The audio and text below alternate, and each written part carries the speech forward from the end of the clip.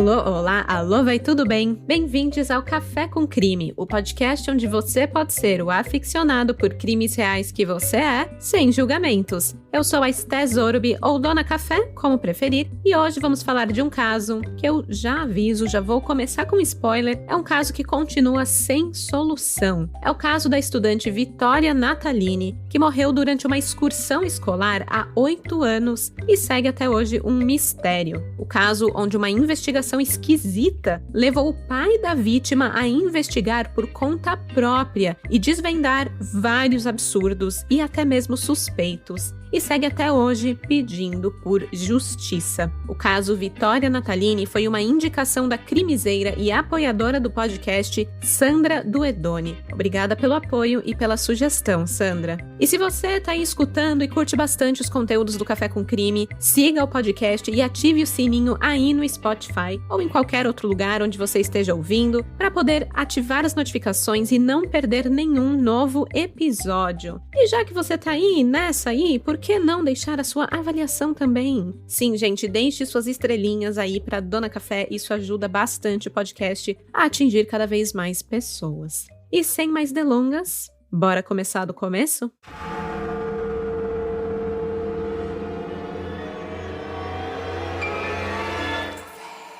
I can say to my new Samsung Galaxy S25 Ultra, hey, find a keto-friendly restaurant nearby and text it to Beth and Steve. And it does, without me lifting a finger. So I can get in more squats anywhere I can. 1, 2, 3. Will that be cash or credit? Credit. 4.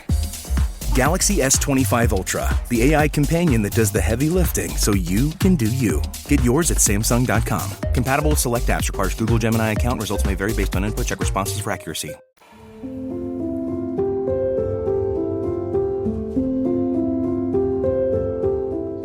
Vitória Mafra Natalini era uma adolescente que beirava a maioridade. Ela tinha 17 anos. Mas, nas palavras de seu pai, o engenheiro João Carlos Natalini, ela tinha uma pegada de menina inocente, aparentando até ser mais nova do que realmente era. Era uma menina bem família, que nunca nem apresentou um namorado e que tinha nos primos a figura dos seus melhores amigos. A ligação com a família era realmente muito forte, era um elo inquebrável. Vitória Natalini ainda tinha uma irmã chamada Maria Clara Mafra Natalini. Ela era 7 anos mais velha, né? Era primogênita, e ela nutria, assim, uma relação muito, muito forte com a sua irmã. Era um amor extremo, até algo meio maternal, sabe? Uma coisa de irmã mais velha para irmã mais nova. Assim, a Vitória, ela era realmente apaixonada pela caçula. E apesar da sua pouca idade, a Vitória se preocupava com a saúde. Ela não nutria hábitos ruins, muito pelo contrário, ela praticava exercícios físicos 3 vezes por semana, se alimentava muito bem e ainda tinha tempo para se dedicar à natação. Dá para perceber que ela era uma menina muito regrada, né? E de tão perfeccionista que era, o João relembra que muitas vezes ele precisava ficar no pé da Vitória para trazer ela de volta para a realidade e lembrar a menina que não era possível que tudo saísse certo ou da maneira planejada, que nem todas as coisas estão sob o nosso controle. Mas a Vitória era assim, e na verdade essa responsabilidade que ela tinha com as suas tarefas e com os seus compromissos era uma de suas características mais admiradas pelo pai. Ela era feliz. Ela encontrava felicidade na vida que ela levava, ela enxergava a poesia nas coisas que ela amava, ela era super apaixonada por música, por cinema, por cores. Os seus gostos e o seu vasto conhecimento sobre esses assuntos enriqueciam as relações que ela mantinha, principalmente com o seu pai. O João a descreveu assim, abre aspas, ela sempre foi música na minha vida. Quando estava muito silêncio, ela dizia, para, essa casa tá muito quieta, vamos colocar uma música. E ela dançava pela casa. Fecha aspas. Então, como vocês podem perceber, a Vitória era uma menina super querida, uma menina inocente, uma menina família, uma menina feliz, uma adolescente realmente diferenciada. E é por fatores como esses que foi tão chocante tudo o que viria a acontecer com ela. O dia 11 de setembro de 2015 tinha tudo para ser mais um dia comum na vida de Vitória Natalini e sua família. A adolescente de 17 anos cumpriria os seus compromissos estudantis lá na escola Waldorf Rudolf Steiner, na zona sul de São Paulo. É uma das escolas particulares mais tradicionais do Brasil. E depois ela iria para uma excursão escolar para a realização de um trabalho na Fazenda Pereiras, que fica localizada a 80 quilômetros da capital, na cidade de Itatiba. A Vitória ficaria na fazenda com os seus colegas da escola por uma semana. Eram 7 dias onde ela não teria acesso ao seu celular e redes sociais. Uma ordem da escola na tentativa de fazer os alunos da turma se conectarem de verdade enquanto realizavam o trabalho. Ou seja, a Vitória ficaria 7 dias sem se comunicar com sua família. E isso a deixava ansiosa, até com um certo medo. Mas esse passeio da escola Waldorf era tradicional. Todos os alunos sabiam que no 10º ano teriam que passar por ele. E no fim, sempre dava tudo certo, apesar de algumas histórias assustadoras que alguns contavam. A excursão era para o seguinte: ao lado de outros 33 estudantes, Vitória passaria a semana resolvendo questões práticas de matemática e topografia, em um mapeamento detalhado da área da Fazenda Pereiras. E já deu para perceber que a grade curricular da escola Waldorf Rudolf Steiner é um pouco diferenciada, né? Pois é, o 10º ano, ele corresponde ao 1º ano do ensino médio. E sim, eles aprendiam topografia, uma ciência que estuda mapas e se encarrega de descrever todas as características de superfícies de um lugar. Essa atividade era sempre acompanhada por 2 professores e 3 técnicos de topografia que se dividiam entre os grupos de alunos para orientar e tirar dúvidas. Agora, por que os alunos muitas vezes ficavam apreensivos e com um pouquinho de medo? Bem, olha só, parecia quase um tipo de trote. Mas assim, antes da viagem, os alunos mais velhos que já haviam ido na excursão botavam um terrorzinho nos alunos do 10º ano. Uma das colegas de sala de Vitória descreveu isso como uma certa perseguição, onde professores faziam terrorismo dizendo: "Vocês vão morrer nessa viagem." Os alunos do 11º e 12º ano confirmavam essa dificuldade da excursão à turma da classe de Vitória. Contavam que eles seriam colocados à própria sorte, correndo risco de vida, entre bichos peçonhentos na fazenda, como cobras. Era esse tipo de coisa. Uma turma também contou que teve de subir em um morro em meio a raios e uma tempestade. Subir os buracos ali no trajeto, tudo isso sem monitoramento dos professores e técnicos. Alguns alunos veteranos que superaram a excursão também contaram sobre uma situação onde foram mapear um morro, mas a noite logo caiu e eles ficaram presos no morro sem ter como descer, porque não tinham lanterna. Eles começaram então a gritar, ficaram meio desesperados e, por sorte, algum funcionário da fazenda escutou e eles foram socorridos. Essas histórias rolavam soltas na escola. Claro que algumas eram aumentadas, porque sabe como é, né? Para causar aquele medinho nos novatos. Enfim, causava uma apreensão nos alunos, esses burburinhos de como eram essas viagens, né? E não foi diferente com Vitória. Ela chegou a confidenciar em uma colega de classe que estava com medo de ir à Fazenda Pereiras. Mas ela não tinha opção, tinha que ir. Essa excursão ao interior do estado não era facultativa, não havia escolha. Era uma atividade curricular externa que fazia parte da composição das notas dos alunos. Portanto, quem não fosse, ficaria com 0. Poderia bombar a matéria. E você acha que a Vitória, toda certinha, dedicada e responsável do jeito que era, ia bombar uma matéria? Não ia. Então, apreensiva ou não, a viagem à Fazenda Pereiras era obrigatória para ela e todos os outros alunos, e assim ela foi. A jornada começou numa sexta-feira, dia 11 de setembro de 2015. O engenheiro João Carlos Natalini, o pai de Vitória, dirigiu até a porta da escola para entregar sua filha à responsabilidade do colégio. Ele confiava na instituição. Afinal, a Vitória estudava no colégio Waldorf Rudolf Steiner desde a primeira infância e ela estava totalmente adaptada à metodologia de ensino, sem nunca ter enfrentado qualquer grande problema na escola. Durante o caminho até o local, eu imagino que pai e filha provavelmente conversaram amenidades do dia a dia, talvez aproveitaram os últimos momentos juntos para ajustar os detalhes para uma outra viagem que aconteceria dali a 11 dias. A Vitória, o João e a sua madrasta, a advogada Cristiane de Freitas, embarcariam para assistir ao show da banda inglesa Queen, de quem Vitória era muito fã. Eles iriam para Porto Alegre ver a banda. Então, assim, né, dá para imaginar, seriam dias agitados para Vitória. Ela estaria lá na Fazenda Pereiras, fazendo contagem regressiva para realizar um sonho, ir ao show da banda Queen. Ela só precisava sobreviver à excursão, que lhe causava apreensão, e depois de retornar dali 7 dias, ela esperaria apenas mais 4 dias para ser recompensada por todo o seu árduo trabalho na fazenda e ir a Porto Alegre ver a banda. Era isso que a mantinha focada. Quando João e Vitória finalmente chegaram ao bairro Alto da Boa Vista, onde fica o colégio, eles desceram do carro e se dirigiram ao ônibus que já estava ali estacionado em frente à portaria. Ali, o engenheiro mecânico beijou a testa da filha e a viu entrar no ônibus. João tinha certeza que dali a 7 dias veria Vitória novamente. Só não podia imaginar que o reencontro não seria da maneira que planejava. João entregou uma adolescente ativa, saudável e sem nenhuma questão de saúde à escola Waldorf Rudolf Steiner e a recebeu de volta em um caixão lacrado, exatamente 7 dias após a sua partida.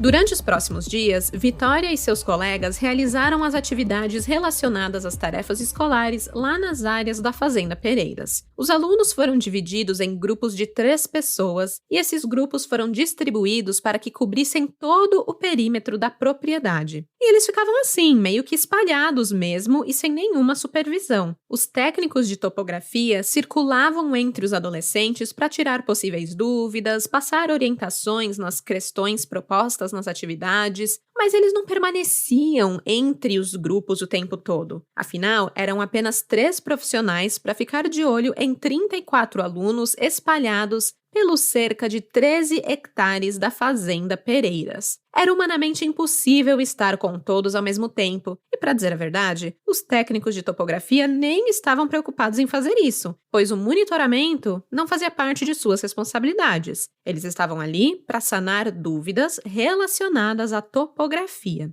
Os 2 professores da escola Waldorf que acompanharam os estudantes na viagem também não ficaram com os grupos durante o desempenho dos trabalhos. Eles permaneciam na sede da fazenda enquanto os alunos passavam o dia em campo debaixo de sol e sem supervisão de responsáveis, totalmente sozinhos fazendo as atividades escolares. Foi assim por 5 dias. No dia 16 de setembro, Vitória e seus 2 companheiros de trabalho subiram um dos morros da Fazenda Pereiras para dar prosseguimento aos cálculos de monitoramento da área. Eles já estavam exaustos e contando os dias para retornarem para casa. Era final de inverno, mas o dia estava quente e abafado em Itatiba. Quando o relógio marcou 2h30 da tarde, Vitória avisou aos colegas que precisava ir ao banheiro, que ficava a aproximadamente 500 metros do local onde estavam. Ela então desceu a colina em direção à sede da fazenda e desapareceu da vista dos colegas.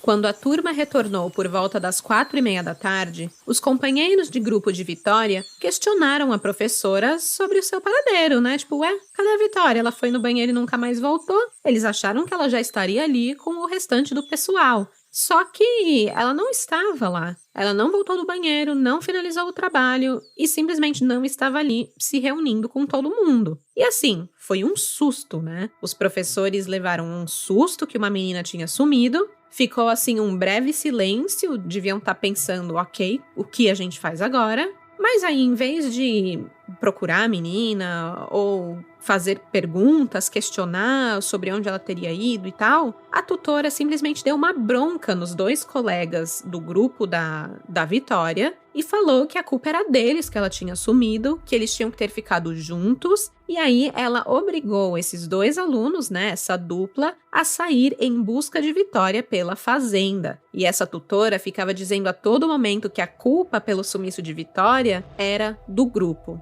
era daqueles jovens. E aí que começa uma sucessão de absurdos, tá? A professora, que conforme relatos, tomava banho para se refrescar do calor, ao invés de monitorar os jovens, transferiu a sua responsabilidade para os menores de idade, pedindo para que eles iniciassem a procura pelos alojamentos, pelos banheiros e pelos cômodos da sede da fazenda. Ela mesma não, sabe? Como se ela não tivesse o compromisso moral de acompanhar os alunos de perto em suas atividades. E é claro que a dupla de colegas não encontrou Vitória em sua busca. Então, ao invés de acionarem a polícia para informar o desaparecimento, os professores reforçaram a investigação pelo paradeiro de Vitória, reunindo os outros 33 estudantes para procurá-la pelas estradas e pelo matagal da fazenda. Então vamos lá, vamos parar aqui um minutinho, vamos refletir.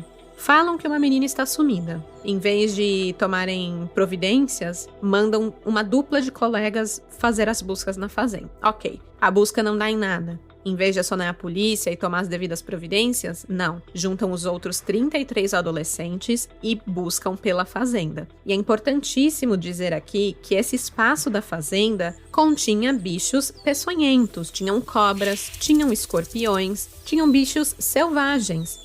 Por bichos selvagens, eu quero dizer porco do mato, que são bichos que não reagem bem à convivência ou proximidade com humanos. Eles são bichos bastante territorialistas, o que os torna perigosos e passíveis de ataques para poder proteger o ambiente em que eles vivem. Então, você já tem uma adolescente sumida que você não sabe o que aconteceu. Não sabe se foi atacada por um bicho, se alguém pegou, se alguém sequestrou, se caiu num buraco, se aconteceu alguma coisa. Você não sabe o que aconteceu. E aí você manda mais 33 adolescentes na mesma região. E se acontecer a mesma coisa com esses 33 também? Ninguém sabia até então o que tinha acontecido com a Vitória. Enfim, o tempo estava passando. A noite começou a cair em Itatiba e a notícia do desaparecimento de Vitória já havia se espalhado. Os donos da fazenda, um ex-aluno da escola chamado Matias Vargas e sua mãe, a ex-professora Mertilde Elizabeth Weyer Santos Vargas, eu devo ter falado esse nome errado, mas é um trava-línguas esse nome, os donos da fazenda, que são essas pessoas, já estavam cientes do sumiço da Vitória, mas ninguém teve a iniciativa de passar a mão em um aparelho celular para informar as autoridades. Deixaram do jeito que estava. Vamos deixar como tá para ver como fica, sabe? Durante todas essas buscas realizadas pelos próprios alunos, a única pista encontrada foi o boné usado por Vitória, um boné que ela ganhou do avô e que usou para se proteger do sol forte nos dias de trabalho em campo. Esse boné foi encontrado por um dos topógrafos em cima de uma pedra, mas não havia qualquer sinal da adolescente. O relógio já marcava 6 da tarde quando a cozinheira da fazenda se deu conta que professores, topógrafos, alunos e donos da fazenda rodavam feito barata tonta pela propriedade sem tomar nenhuma atitude efetiva para localizar a menina. Essa abençoada cozinheira, ela tinha se ficado muito próxima da Vitória porque era uma menina muito dócil, né? Era muito gente boa, muito educada. Então o que ela fez? Ela tomou a atitude que todo mundo tinha que ter tomado e ninguém tomou, passou por cima de seus superiores, do seu chefe e simplesmente ligou para a Defesa Civil e demais autoridades dizendo: "Oi, uma menina sumiu, socorro, ajuda." O boletim de ocorrência, que registrou o desaparecimento de Vitória Natalini, foi lavrado às 7h15 da noite, 4 horas e 45 minutos após a sua ida ao banheiro, última vez em que ela foi vista pelos colegas. Com a falta de notícias e um desaparecimento que provavelmente não seria resolvido, os funcionários da escola Waldorf Rudolf Steiner finalmente decidiram que era hora de avisar a família de Vitória Natalini sobre o que havia ocorrido.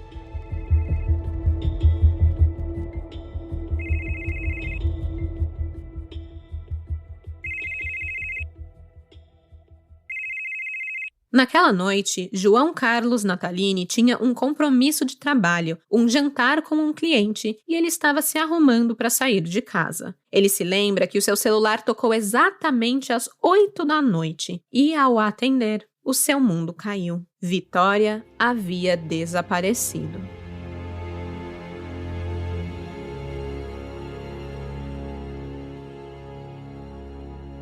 Apesar do choque e do susto, o João não podia ficar ali parado. Ele precisava agir. E a sua primeira reação foi a de pedir para a escola informar Roseli Vieira Mafra, a mãe de Vitória, de quem ele era separado. Até aquele momento, mais de 5h30 após o sumiço da filha, Roseli também vivia alheia aos fatos que se desenrolaram durante toda a tarde na Fazenda Pereiras.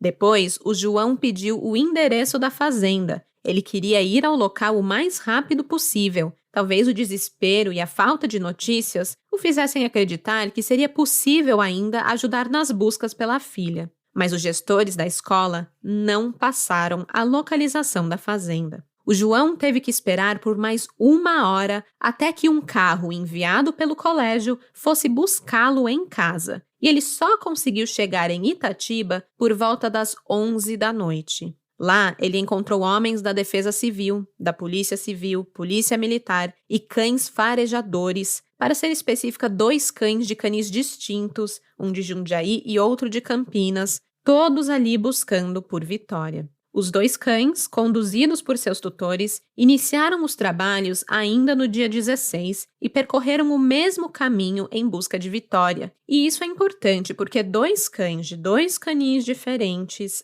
encontraram o mesmo caminho. E esse caminho chegava à casa de um colono da fazenda e ao seu carro, um Fiat Uno. Peças de roupa de Vitória foram utilizadas para que esses cachorros pudessem farejar o caminho. E como eles fizeram o mesmo trajeto, era certeza que em algum momento Vitória Natalini havia passado por ali, por aquela casa e por aquele carro. Essa casa pertencia a um colono que mais tarde seria mencionado como o homem da máquina d'água. Guarda essa informação, eu vou voltar nesse nome mais pra frente. Mas aí vem mais um absurdo desse caso. A polícia entrou na casa desse homem ou verificou o carro que foi apontado pelos cães? Não. Agora, por quê? Nunca saberemos. Mesmo com os 2 cachorros mostrando que Vitória havia passado por ali em algum momento daquele dia, ninguém verificou absolutamente nada.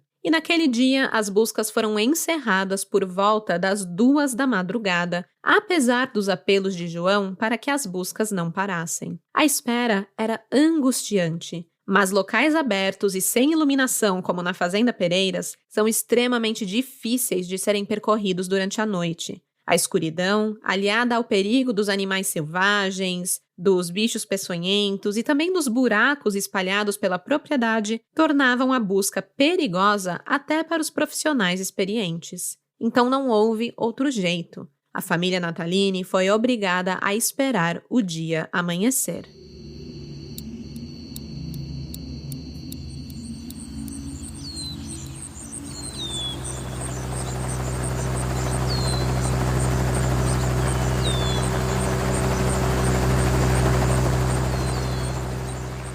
João acordou, ou melhor, eu nem sei se ele conseguiu dormir, mas ele começou o dia ainda com esperanças de encontrar a filha com vida. Ele desconfiava que talvez ela tivesse sido vítima de um sequestro e logo receberia uma ligação, um pedido de resgate, e ele estava disposto a pagar qualquer valor. Ou até mesmo passou pela sua cabeça que Vitória tivesse se perdido ao desbravar a propriedade da fazenda e a encontrariam em algum lugar, talvez em um dos buracos, com sede, com fome, mas viva. Era essa a esperança que João Carlos tinha que o fez acionar um helicóptero Águia da Polícia Militar e um do Grupo de Operações Especiais da Polícia Militar. Nas primeiras horas daquela manhã, os 2 helicópteros pousaram na Fazenda Pereiras para auxiliar o trabalho das buscas. E eu quero reforçar, Ambos foram acionados pela família, não pela equipe responsável pelas investigações. Não demorou para o Águia dar notícias sobre o paradeiro de Vitória. Em seu primeiro sobrevoo, a uma distância de pouco mais de 1 quilômetro da sede da fazenda, o helicóptero localizou a adolescente sem vida. Assim que a equipe retornou ao ponto de partida, se dirigiu às autoridades presentes e depois até o pai da vítima para informar que Vitória estava morta. A angústia deu lugar a uma dor dilacerante. Era a pior notícia que João poderia receber. O pai de Vitória precisou tomar fôlego para se reerguer antes de avisar a família sobre a morte da sua filha. Mas o que viria depois era ainda pior. Era o seu pior pesadelo, o de reconhecer o corpo da própria filha. Fato é que horas valiosas de busca profissional foram perdidas enquanto colegas de classe buscavam a adolescente pela fazenda. A apatia e falta de iniciativa para acionar as autoridades podem ter contribuído para o trágico desfecho. Se havia algo que pudesse ser feito para salvar a vida de Vitória, o tempo perdido enterrou todas as possibilidades.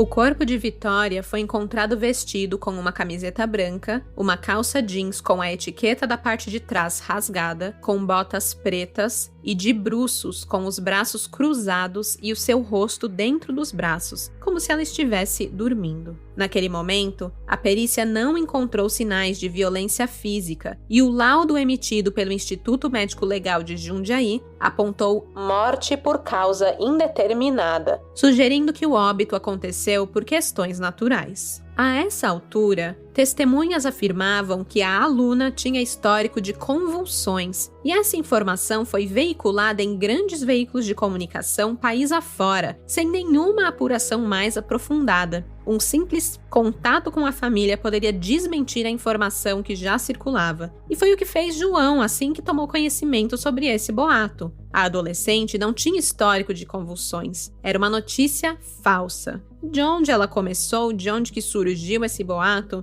a gente não sabe, mas só ajudou a reforçar que a morte era uma causa natural, que não existia nenhum culpado, que não tinha nada a ser feito, tirando quase que toda a responsabilidade da situação que tinha acontecido das costas da escola, que era responsável pela menina naquele momento. O corpo de Vitória foi liberado para o velório e sepultamento no cemitério Getsemane, na zona sul da capital paulista. Mas a família estranhou o fato do caixão da vítima ter chegado lacrado para a despedida. E o João, ele não se conformou. Ele queria ver a filha, queria se despedir uma última vez e pediu para violar a tampa para que tivesse acesso à Vitória para o seu último adeus. E aí veio o choque. A menina estava inchada, com a boca roxa. Parecia que alguém tinha tapado sua boca com força, ao contrário do que dizia a polícia e os peritos de Itatiba. Tudo era estranho na condução das investigações, mas a família estava sob forte emoção e ainda acreditava que as coisas começariam a andar nos dias que viriam. Só que não. Incapacitado pela dor da perda, o João se permitiu viver os primeiros dias após a morte da filha recolhido em seu luto. Os sintomas da depressão, uma doença que ele já era diagnosticado, vieram com tudo e o derrubaram. Mas a sede para descobrir o que aconteceu com Vitória o fez questionar laudos, testemunhas e a polícia. Tudo levava a crer que o inquérito seria arquivado como morte natural, mas ele não se conformava com essa informação. Foram muitos pontos fora da curva que levaram a família a desconfiar do laudo emitido pelo IML de Jundiaí. O primeiro deles foi o fato das testemunhas ligadas à escola, alunos e professores, irem prestar depoimento na delegacia acompanhados de advogados de um renomado escritório de direito criminal pertencentes ao Dr. José Carlos Dias. Se não havia qualquer acusação ou indício de que Vitória tivesse sido vítima de homicídio até aquele momento, por que advogados da área criminal foram contratados pela escola para orientar as testemunhas? A orientação era tão descarada que até o escrivão da delegacia de Itatiba, o senhor Luiz Carlos Mantovani, precisou interromper os profissionais enviados pelo colégio para que pudesse prosseguir com as oitivas. Esse é um fato que deixa a história ainda mais triste. Em casos como esse, é comum que haja união das famílias. É impossível não se colocar no lugar do pai que perdeu o seu filho e se colocar à disposição para ajudar no que for possível. Afinal, o que aconteceu com Vitória poderia ter acontecido com qualquer um dos outros 33 alunos que participavam da viagem. Mas as famílias desses alunos optaram pelo silêncio. A maioria deles não colaborou em nada na elucidação do caso, o que dificultou ainda mais a trajetória da família Natalini na busca pela verdade. Em um primeiro momento, respeitando a vulnerabilidade de seu companheiro diante da perda, a madrasta de Vitória, a advogada Cristiane, foi quem tomou a frente para pressionar as autoridades, inclusive no dia da morte, quando decidiu permanecer na fazenda na esperança de descobrir algo. Mas a única coisa que descobriu foi um pacto de silêncio. Nem alunos ou professores ou funcionários da fazenda, ninguém falaria nada ou ajudaria a descobrir o que aconteceu com Vitória. A sensação era horrível, levando Cristiane a afirmar que todos que permanecem em silêncio reforçam a morte da Vitória diariamente, enquanto tocam a vida numa boa. O único suporte que a família recebeu da escola responsável pela segurança da aluna durante o desempenho das atividades foi uma nota oficial enviada à imprensa, onde a instituição lamentava o falecimento e garantia estar comprometida em apoiar a família. Mas era uma história para boi dormir, pelo menos é o que garantiu João. De acordo com ele, o único contato da escola se resumiu a um pedido para a emissão de uma outra nota para afirmar que Vitória havia sido vítima de morte natural, o que João não permitiu. Além disso, os gestores da instituição fizeram uma movimentação para homenagear a estudante, mas a família barrou e acabou proibindo que a escola Waldorf Rudolf Steiner usasse o nome e a imagem de Vitória em suas atividades. A família Natalini logo ficou cansada de esperar pelo apoio da escola e também pelo apoio da equipe do delegado Fernando Ivanaga, de Itatiba, em investigar o caso como deveria. Então a família tomou as rédeas e buscou ajuda para desvendar o que aconteceu com a adolescente. Para isso, contratou 2 renomados profissionais para que estudassem os documentos e informações que possuíam para esclarecer o real motivo da morte de Vitória. Foram escolhidos o médico legista Fortunato Badan Palhares, um profissional que acho que com certeza os crimezeiros de carteirinha já ouviram falar. O Dr. Badan Palhares foi pesquisador da Universidade Estadual de Campinas e ficou famoso por atuar na investigação forense de vários crimes, como o assassinato de P.C. Farias, além de identificar a ossada do médico nazista Joseph Mengele, que havia fugido para o Brasil. O Badan conta com mais de 20 trabalhos científicos publicados no Brasil e outros 15 no exterior, sendo um dos médicos legistas mais conhecidos do Brasil, apesar de ter se envolvido com algumas polêmicas ao longo de sua trajetória. O segundo profissional escolhido pela família Natalini foi o perito criminal Osvaldo Negrini, que trabalhou na Polícia Civil de São Paulo e atuou em casos emblemáticos, a exemplo do massacre do Carandiru. O laudo elaborado por Badan Palhares e Osvaldo Negrini concluiu que Vitória Mafra Natalini não havia morrido de causas naturais, mas que havia sido vítima de asfixia mecânica, uma modalidade de sufocação direta. Diferentemente do que era acreditado até então, a adolescente não morreu de causas naturais ou indeterminadas. Ela foi vítima de um homicídio. Vitória foi assassinada.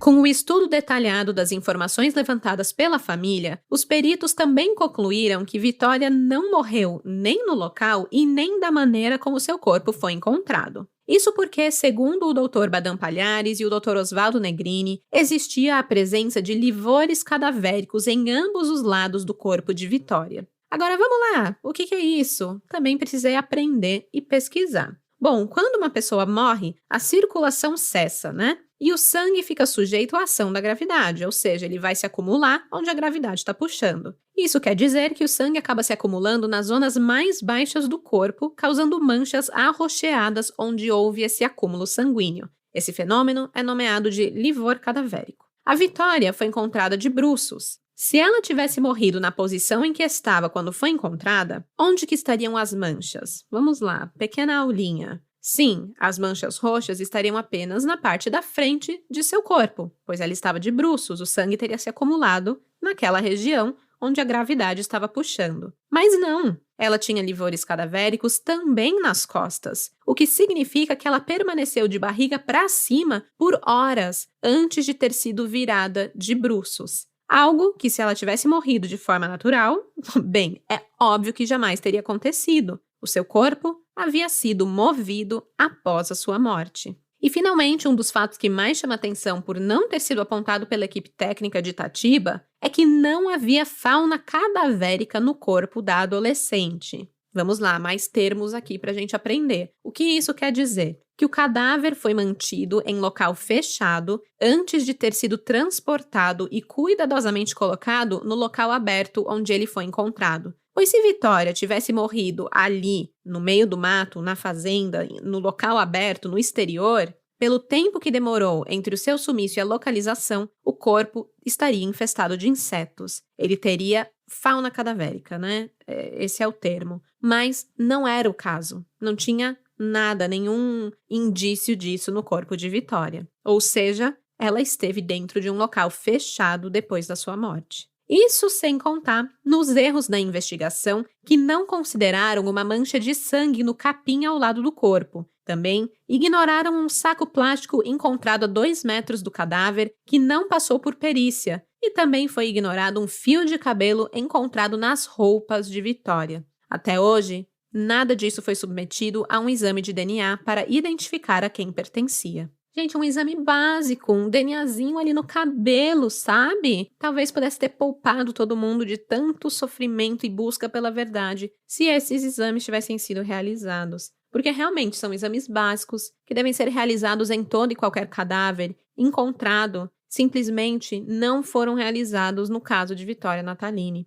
O corpo da adolescente deveria ter passado por um exame perinecroscópico, que consiste na constatação dos tipos de lesão causados na vítima, né? Se há ferimentos, indícios de violência sexual, se houve perfuração no corpo, se há sinais de esganadura. Enfim, é um pente fino passado pelos peritos ainda no local, lá na cena do crime. Não tem nada a ver com a necrópsia realizada no IML, mas não foi feito, gente. Simplesmente não foi feito. A justificativa para a não realização desse exame perinecroscópico é simplesmente bizarra. Os peritos afirmaram depois que não se aprofundaram no exame por uma questão de decoro.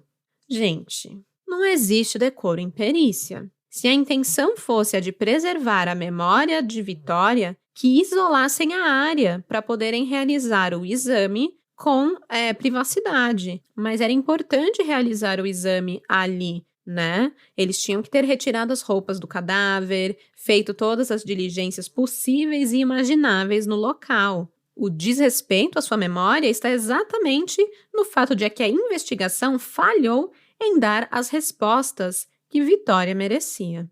São muitas falhas nessa investigação, é uma situação desesperadora para a família, mas, pelo menos, agora que eles tinham os novos laudos do Dr. Badam Palhares e do Dr. Oswaldo Negrini, parecia ter reacendido uma esperança de que finalmente o caso seria levado a sério e receberia uma investigação digna. Em posse do laudo particular, o João o apresentou à polícia e em março de 2016, 6 meses após a morte de Vitória, o caso foi reavaliado e encaminhado para o Departamento de Homicídios e Proteção à Pessoa de São Paulo. Na época, a delegada Ana Paula Rodrigues, que recebeu o inquérito, afirmou que investigaria a responsabilidade da escola pela morte da jovem e que falhas graves no protocolo de segurança dos alunos foram cometidas, mas que ainda não havia suspeitos do crime. O laudo assinado pelos peritos contratados por João Natalini também permitiu desenhar uma dinâmica dos acontecimentos. Para os profissionais, Vitória foi abordada no meio de seu trajeto até o banheiro por alguém que tinha o desejo de violentá-la sexualmente, mas ela reagiu à investida. Talvez tenha gritado, se debatido e, para contê-la, o assassino tapou sua boca e nariz até que ela perdesse os sentidos, vindo a óbito posteriormente. Então, finalmente, já se começava a criar essa dinâmica do crime e o que teria realmente acontecido, além, claro, de chegarmos à conclusão de que a Vitória não morreu de causas naturais. Ela foi assassinada mesmo.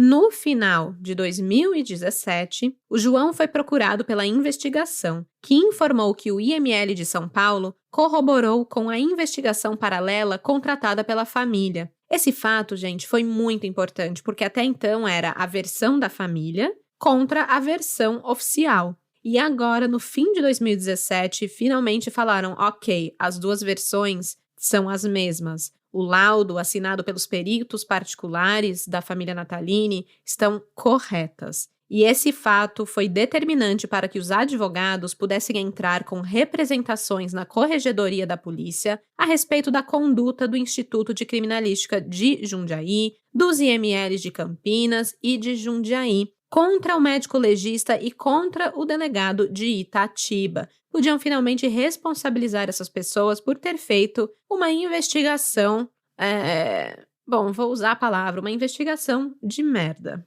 O próprio médico legista de Itatiba, lá de Jundiaí, assumiu que ele realmente usou o termo sugestivo de morte natural no laudo dele de uma forma inadequada, porque ele não teve condições de concluir a causa do falecimento por não ter sido encontrado nenhum objeto que pudesse obstruir o fluxo de ar. Então ele estava basicamente falando, eu deixei lá como morte natural porque não tinha nada que sugerisse que foi obstruído o ar, né? Não tinha nenhum objeto. Mas isso ele simplesmente não levou em consideração que a obstrução poderia ter sido causada de maneira externa, por terceiros, alguém com uma mão que foi lá e botou a mão na boca dela e fechou, não deixou mais ela respirar, que determinaria a causa como um homicídio, por algo externo, né? Então ele falou, vou deixar assim, não tenho nenhum objeto abstraindo o nariz dela, né? Não tem nenhum algodão, nenhum nada dentro do nariz dela, então foi morte natural.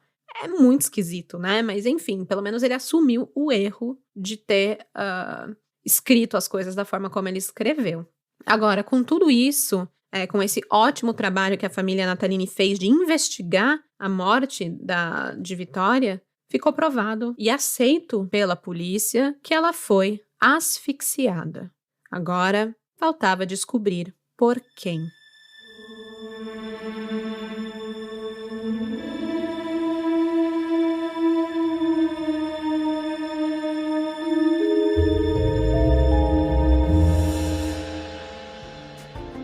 É tenso.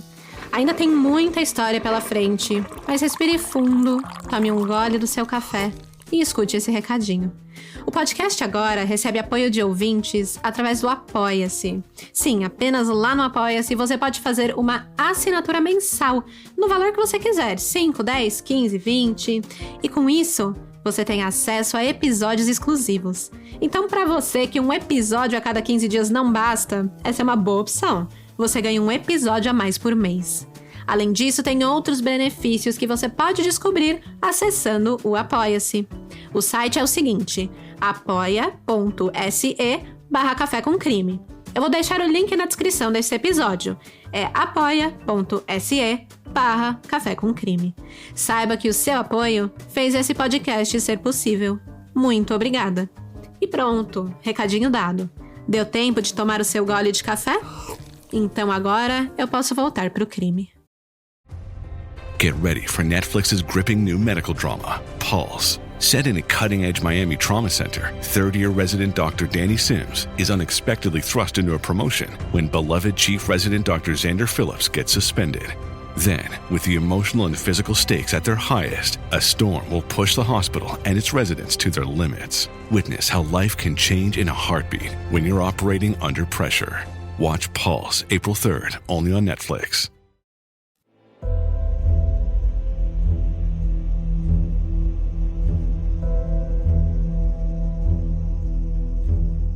O crime estava prestes a completar 1 ano e ninguém havia sido indiciado pela polícia. Existe uma frase policial, um jargão policial que diz: "O tempo que passa é a verdade que some". Eu escutei essa frase pela primeira vez pela delegada Sandra Vergal, num caso que eu estava pesquisando, era o caso do escoteiro, do Marco Aurélio, E quando ela falou isso, o tempo que passa é a verdade que some, eu achei tão poético, mas ao mesmo tempo tão triste, tão forte, né? E simplesmente só mostra como a polícia realmente tem que correr contra o tempo. Porque senão as memórias das testemunhas podem ser falhas, podem não lembrar os eventos de uma forma correta, as evidências podem ir sumindo, desaparecendo. E no caso de Vittoria Natalini, cada segundo perdido acabou beneficiando o assassino e todos os demais envolvidos, e o tempo, no caso dela, começou a ser perdido desde o início, quando as buscas foram feitas por alunos, em vez de terem acionado a polícia logo no momento em que ficaram sabendo do desaparecimento da garota.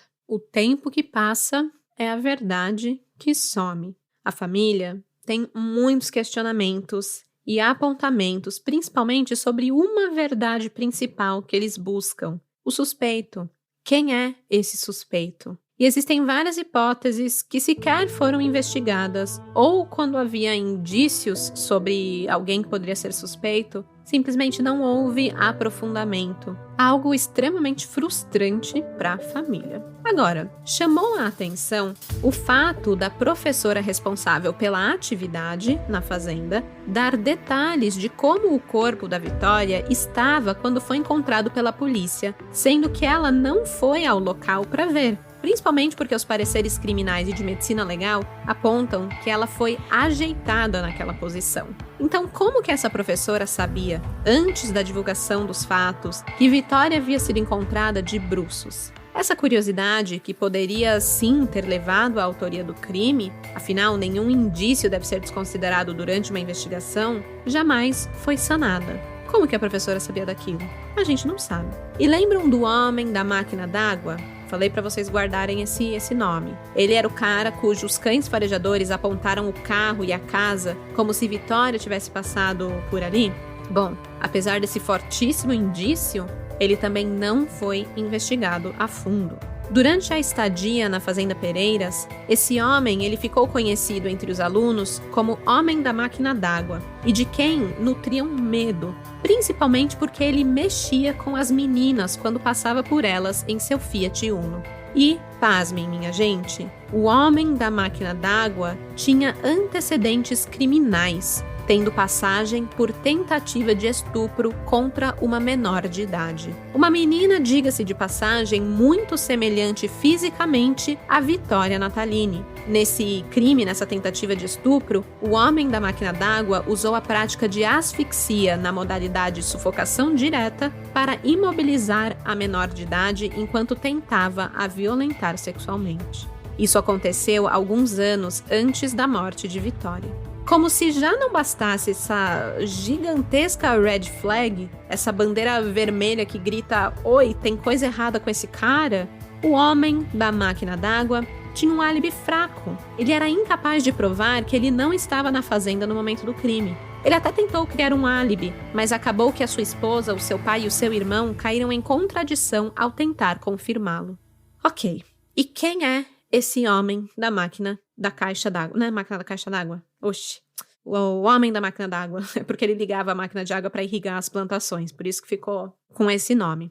Bom, por que eu não dei o nome dele aqui? Por que eu não estou usando o nome e estou me embananando toda com um apelido? É porque, apesar do seu nome aparecer num relatório sigiloso produzido pela família Natalini, ele não é nomeado em nenhum outro lugar, pois nunca deixou de ser apenas um suspeito de forma sigilosa. O seu envolvimento é tido como não comprovado, e para evitar, digamos assim, um linchamento de um possível inocente, o seu nome é mantido em sigilo. Mas nós vamos falar dele. O Homem da Máquina d'Água é um colono que arrendou parte da área da Fazenda Pereiras para plantar legumes. Ele é conhecido por sua dissimulação e vaidade, fazia muita academia, se considerava muito bonito e se demonstrava narcisista. Ele tinha vários perfis nas redes sociais, era bem aquele homem... É um homem que uma mulher que tem detector de homem lixo fareja a 1000 quilômetros de distância e sabe que é golpe.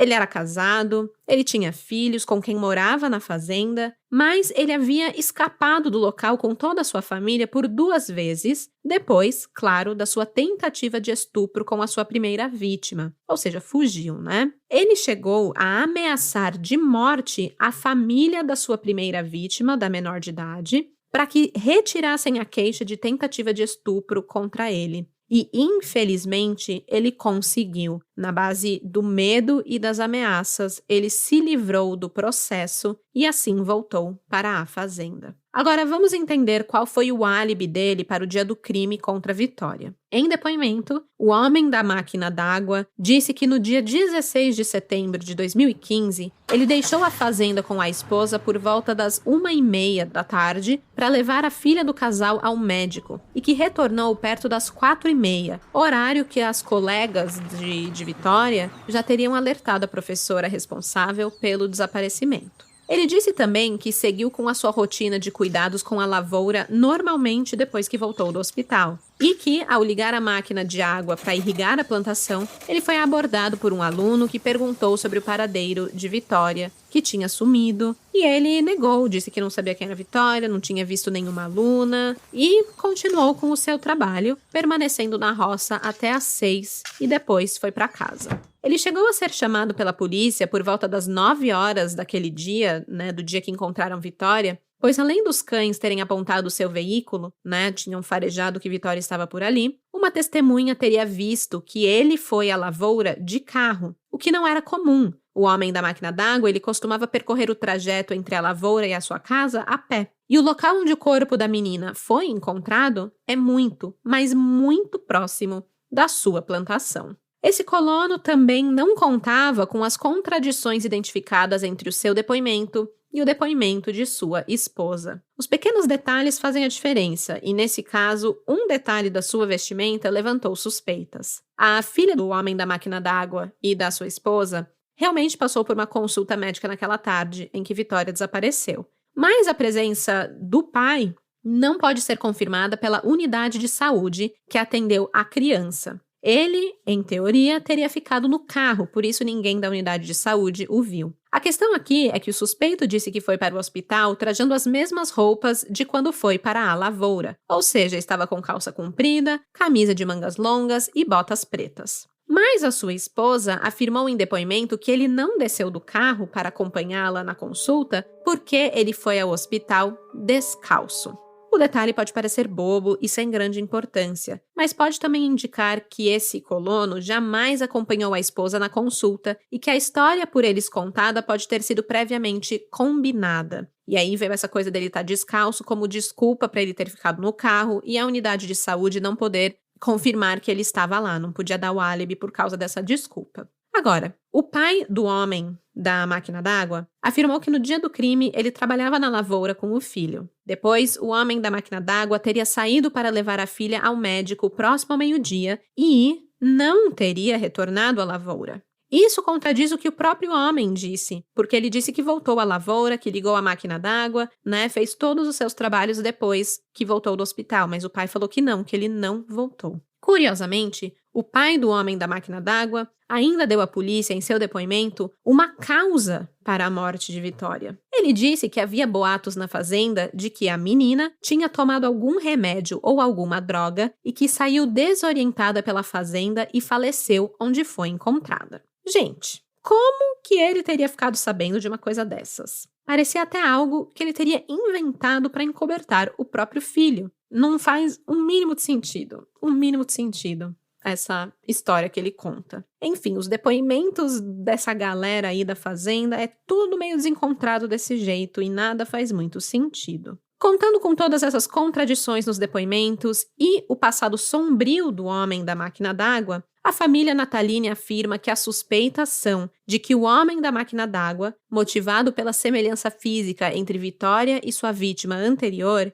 investiu contra a Vitória, a asfixiando antes de consumar o ato sexual, abandonando o seu corpo em seguida. E aí vem uma suspeita de arrepiar os cabelos, de que o corpo teria sido levado ao local onde foi encontrado pelo tratorista da fazenda, que teria agido em nome da escola. Isso explicaria o fato da professora saber a posição em que a vítima foi encontrada. Eu quero reforçar que essa versão do caso está descrita em um relatório organizado pela família Natalini com base em documentos e informações sigilosas referentes ao inquérito policial. Esse tratorista, que teria movido o corpo de Vitória, figura também entre as últimas testemunhas que viram a garota com vida na tarde do dia 16 de setembro de 2015. Esse tratorista disse que entre as 2h30 e 3 horas da tarde, ele estava carregando uma carreta tracionada por seu trator em uma estrada de terra que dá acesso ao alojamento onde jovens estavam hospedados. Foi então que ele percebeu uma garota, que depois ele descobriu se tratar da vítima, indo em direção aos quartos. Ainda de acordo com o seu depoimento, o que chamou a sua atenção foi a agitação da menina, que batia com as mãos nos bolsos da calça como se procurasse por algo, enquanto ia e voltava pelo trajeto. O tratorista foi ouvido novamente no dia 13 de abril de 2016 e confirmou o que disse na primeira oitiva, que a observou abrir a porteira enquanto fazia gestos de correr e parar com os seus punhos cerrados, que batia nas próprias pernas, mas que ele acabou se distraindo com os seus afazeres e não percebeu se a garota virou à direita, rumo ao campo das medições, ou se seguiu em direção à estrada que dava acesso à fazenda. Essa teria sido a última vez que a adolescente foi vista com vida. Mas, como nada nessa história se encaixa perfeitamente, há uma parte dentro da própria polícia que desconfia da veracidade do depoimento do tratorista. Alguns detalhes e a sua postura destoam totalmente do cenário, sem contar que o homem estava ali, mas ninguém o viu. Em todos os depoimentos colhidos pela polícia com alunos e funcionários, não há menção de que o tratorista estivesse trabalhando no local onde ele disse que estava e de onde teria visto a vítima em seu último momento em vida. Tudo parece uma rede de mentiras. Versões combinadas entre amigos, e eu digo isso pois o homem da máquina d'água e o tratorista eram amigos. Versões combinadas entre familiares desse homem da máquina d'água e até mesmo entre os funcionários e alunos da escola que decidiram não falar. Todas as pessoas que estavam na Fazenda Pereiras no dia do crime seguiram suas vidas normalmente, como se nada tivesse acontecido. Deram seguimento ao trabalho e à vida pessoal. Todos os que adotaram o silêncio imposto pela escola reforçam a morte da Vitória todos os dias. Para João, é muito estranho que a escola Waldorf Rudolf Steiner, um colégio de tão grande porte e renome, não se una à família da vítima em busca de respostas que levem ao assassino. Então, qual é o interesse da instituição em não colaborar com as investigações?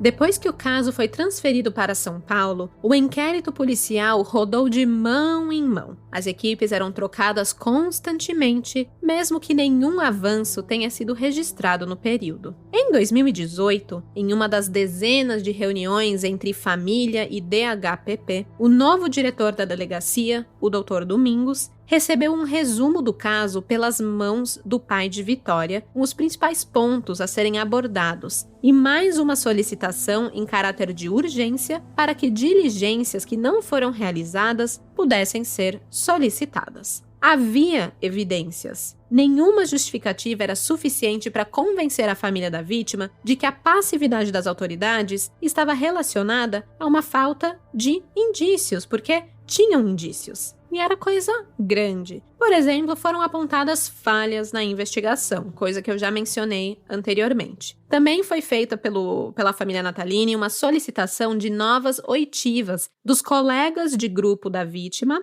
porque tinha ali um desencontro de informações. Também existia uma possível fraude processual por parte da escola, além de retomar os depoimentos dos topógrafos sobre falsos testemunhos que teriam sido registrados em escutas telefônicas. Esses conteúdos das escutas telefônicas eram conteúdos que seguiam em segredo de justiça. Porque, sim, gente, falsos testemunhos foram corroborados por escutas telefônicas que mostraram que diversos alunos mentiram, que tinham mentiras nos depoimentos dos topógrafos e que havia conluio do escritório de advocacia que serve à escola com outro escritório subcontratado para orientar o que as testemunhas, os alunos e 2 dos 3 topógrafos deveriam dizer à polícia. Foram ainda apontados indícios para um pedido de prisão temporária do colono conhecido como Homem da Máquina d'Água, para investigá-lo e esclarecer as pontas soltas. Por que ele seguiu de carro para fazer a rega do plantio, já que essa não era a sua rotina habitual?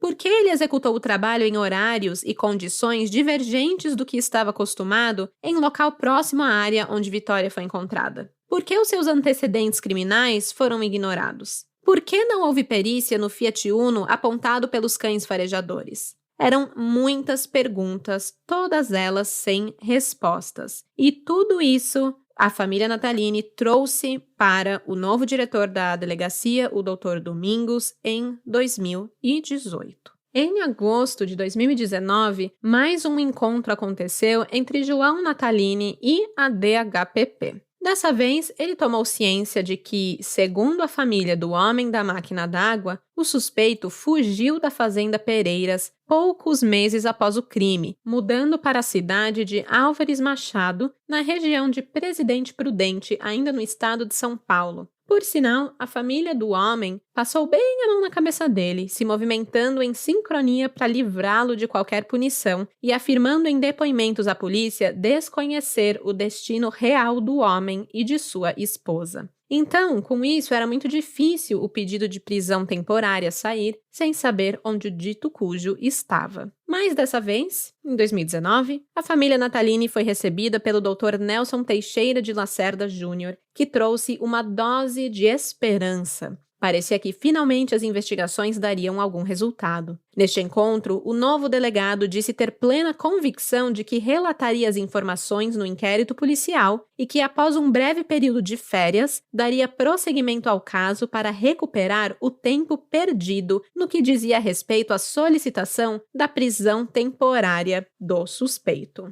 Mesmo diante da dificuldade em conseguir essa prisão temporária, 4 anos após o assassinato, sem saber onde ele estava e tudo mais, o delegado afirmou estar convencido da dinâmica dos fatos e que o indiciaria por homicídio doloso, e que talvez ainda solicitasse a apreensão do veículo para uma perícia com luminol. Isso tudo na esperança de que algum vestígio ainda pudesse ser encontrado em seu interior. Porque sim, gente, ninguém examinou o carro do suspeito. Ninguém passou o luminol, viu se tinha sangue, se não tinha, se a Vitória entrou no carro, se não entrou no carro. Ninguém tinha feito nada e já haviam se passado 4 anos do crime. Enfim, meu desabafo.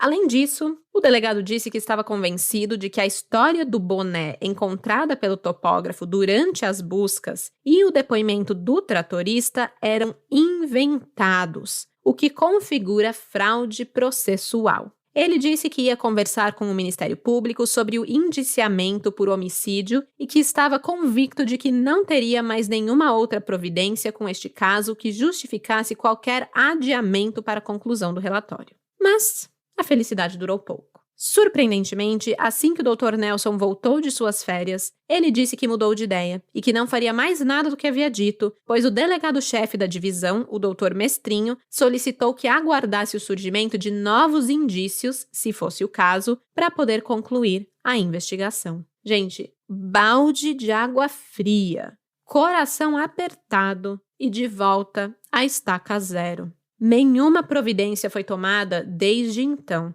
Mesmo que em 2020 João tenha visitado a Procuradoria-Geral da Justiça e que tenha recebido a promessa por parte do Procurador-Geral Jean Paulo Ismanil de que o pai receberia relatos periódicos do acontecimento do inquérito, algo que nunca aconteceu, o João nunca teve retorno. Sem espaço para buscar justiça e nem ter para onde correr, o pai de Vitória teve que aceitar que o crime de fraude processual prescreveu, coisa que acontece dentro de 8 anos. Então, aquelas pessoas que mentiram durante esse processo não podem mais ser responsabilizadas por isso. Mesmo com tantas mentiras e manipulações, ninguém mais pagaria por esse delito. A família Natalini também recorreu à Comissão de Direitos Humanos da Câmara de São Paulo em meados de 2020, através do vereador Gilberto Natalini, que é primo da vítima e de seu pai. Eles foram recebidos por seus integrantes em uma sessão online, por conta da pandemia que estava ali no seu auge. O relato comoveu os integrantes da comissão, que se comprometeram a questionar a Secretaria da Segurança Pública do Estado, mas também não há notícias sobre um retorno para a família e nem para a sociedade.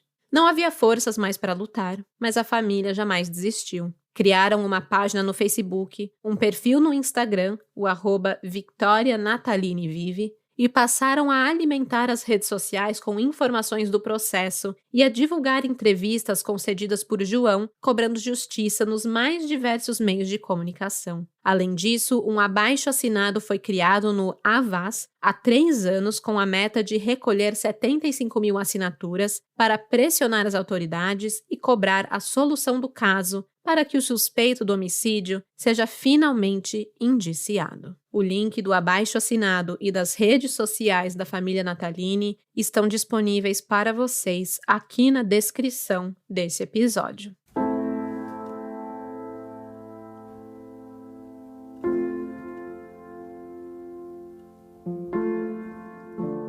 Oito anos após o crime contra Vitória Nataline, a família pôde respirar um pouco mais aliviada com relação à punição dos responsáveis pela segurança da estudante durante os dias de atividade escolar.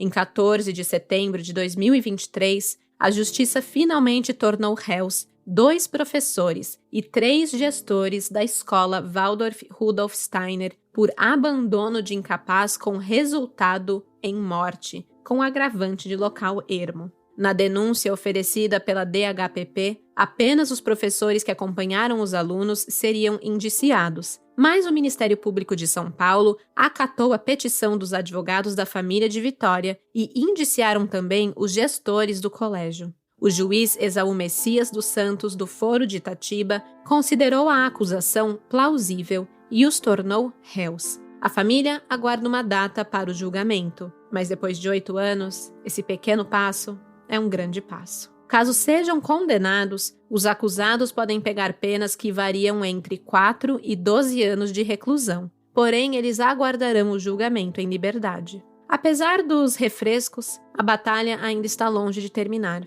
O mesmo juiz que indiciou os funcionários da escola resolveu arquivar o inquérito policial no que diz respeito à autoria do crime de homicídio, mas reforçou que o procedimento poderá ser reaberto se surgirem novas informações sobre o caso. O pai, o João Carlos, que nunca desistiu de buscar punição aos culpados, garantiu que continuará com as investigações paralelas na esperança de que alguma prova apareça e que o inquérito possa ser reaberto. Para isso, está oferecendo uma recompensa de R$50 mil a quem tiver informações que possam levar ao desarquivamento do inquérito policial sobre o homicídio da filha. Em entrevista, ele afirmou: "O meu papel é o papel de cobrança até nós chegarmos à autoria do homicídio da minha filha. Tanto eu quanto a minha família ficamos satisfeitos com o indiciamento dos funcionários da escola. Sobre o arquivamento do homicídio, é mais um absurdo com o qual nós estamos tendo que lidar durante esses anos de sofrimento e de muito esforço exaustivo."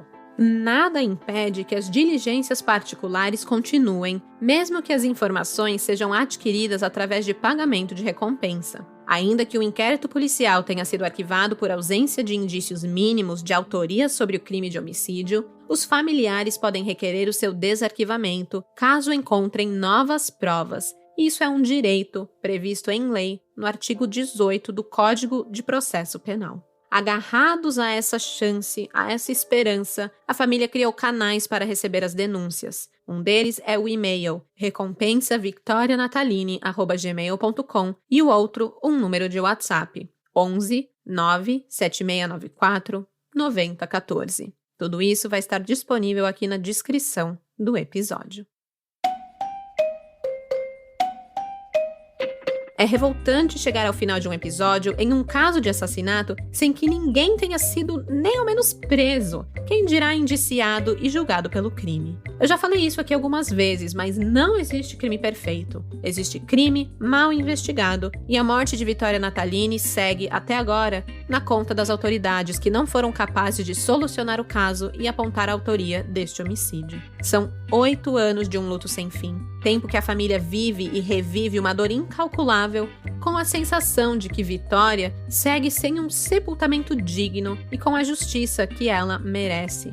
Toda a minha solidariedade para o pai, a mãe, a irmã, a madrasta, os tios, primos e amigos de Vitória Natalini. Que a verdade possa em breve trazer o consolo que eles merecem e que a gente possa ajudar da forma que for, nem que seja assinando o abaixo assinado, que o link está aqui na descrição desse episódio. Amanhã, na quinta-feira, eu vou colocar lá no Instagram do podcast, o @Café com Crime, e também no Twitter, o @CaféCCrime, as fotos desse caso, dos locais, das pessoas. Então segue lá para conferir os conteúdos adicionais que postamos em relação ao caso de hoje.